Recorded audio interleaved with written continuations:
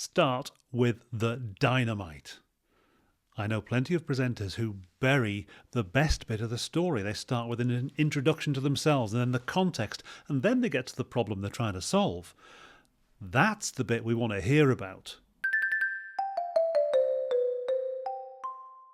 I've just come off a call with a client who was having a bit of a panic because he was having to present a marketing idea not only to his bosses at the company where he works, but also to the bosses of one of their biggest customers. And I calmed his nerves with a simple storytelling device. And it's the idea that a beginning, middle, end structure can help you pitch almost any idea if you get it right. Before I share the storytelling device I used with this client, I'll give you a little bit of background.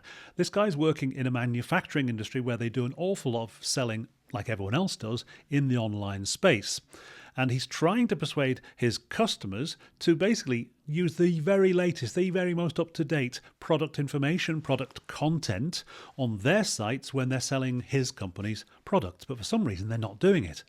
And it's driving him a bit crazy. And he showed me and he said, look, I've got this slide here. This is a genuine slide taken from one of my clients' websites where they're trying to sell our product. And actually all you see is practically a blank box. There's no information. There's no product detail. There's no specification. There's nothing. There's a selling page, and they're selling practically selling an empty box to people.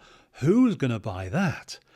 And he said, it's driving me crazy. And I've got lots of other examples where out-of-date content is on there, where inaccurate content is on there. And we're sending them fresh content all the time, but their marketing teams aren't using it.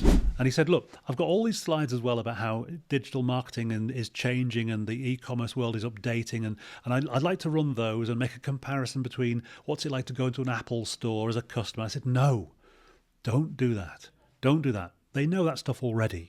You're telling them stuff they already know. You're sending them to sleep.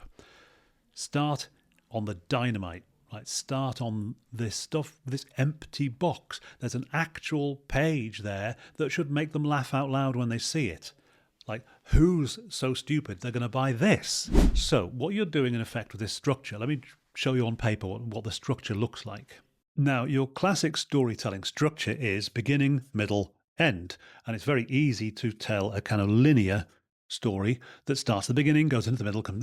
The middle has to be a change. It can't just be a timeline. It has to involve something changing. Otherwise, it's not really a story. So a nice, easy structure for a beginning, middle, end story is to start with at first. Yeah, this is the normal. This is how we do things. But then, okay, something significant changes that upsets the old way of doing things. And so we adapt.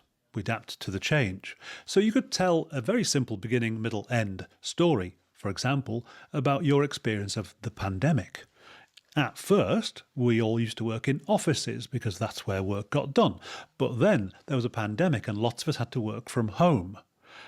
And so nowadays, we've actually got hybrid working because we've learned some useful stuff here as a result of the pandemic. And now we are adapted. We didn't go just back to the old ways. So that beginning, middle, end structure is very, very easy to use. The version I did with my client was slightly different.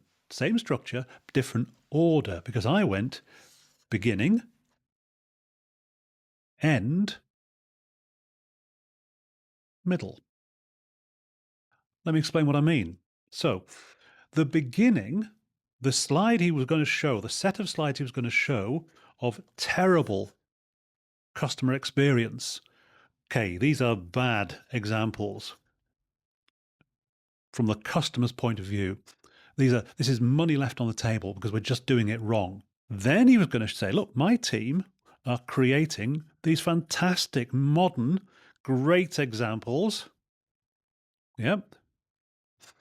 Of really good content that you could be using to sell our product. And we're doing it all the time. Oh, by the way, your competitors are doing this too, just so you know. So that's where we are now. Here's where we should be. Right. let's go to the middle. There's going to be a process we have to go through to get from here to here. So we're going to look at this from the point of view of the marketing teams, who are hardworking people. Yeah, they're not stupid. Yeah, what is stopping them from doing it better? How can we help? So chronology terms of the presentation, this is part 1. Yeah, bad examples. This is driving me crazy. Because when I look at what we could be doing, I'm going, look at the difference. Oh, by the way, people out there are doing this. Other people have spotted this, yeah? We're being left behind. And the third stage is, okay, not blaming, not pointing fingers, but let's just put ourselves in the shoes of these busy, hardworking marketing teams. What's stopping them using the stuff that's there? How can we help them to do it better? So I sent my client away with this plan. And I didn't just calm his nerves. I actually made him feel excited about doing it. And he's going to tell me in a couple of weeks' time how he got on. But I think he'll be fine, because when you communicate with stories, you're communicating on easy mode. It's like working with the grain of the wood rather than against the grain of the wood. It just makes things feel so much easier. It gives you more confidence. You're communicating the things you know. Yes, you're passing on your knowledge, but you're doing it with that little bit more confidence. And this is at the heart of the Stories That Sell methodology, the Stories That Sell course. At the heart of it is, you know what you're talking about. You do.